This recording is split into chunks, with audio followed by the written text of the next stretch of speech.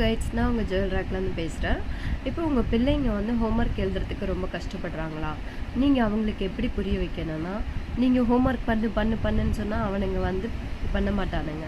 அவனுங்க வந்து உங்கள் பக்கத்தில் எப்பயாச்சும் படுக்கும்போதோ அவனுங்கிட்ட நீங்கள் டைம் ஸ்பெண்ட் பண்ணும்போதோ நீங்கள் ஒரு கதை மூலியமாக அவனுங்களுக்கு புரிய வைக்கலாம்.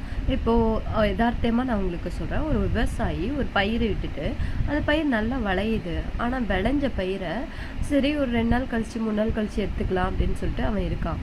அந்த நேரத்தில் அவன் சோம்பேறித்தனத்தை காமிச்சதுனால அந்த நேரத்தில் வெள்ளம் வருது. வெள்ளம் வரும்போது அவன் போய் எல்லாரிடத்துலையும் போய் கேட்குறான், இந்த மாதிரி என் பயிர் எடுக்கணும் வாங்கன்னு சொல்லி யாரும் வரமாட்டுறாங்க. இவனே போய் பயிர் அறுக்கலான்னு போகும்போது வெள்ளம் அவனையே அடிச்சுட்டு போயிடுது.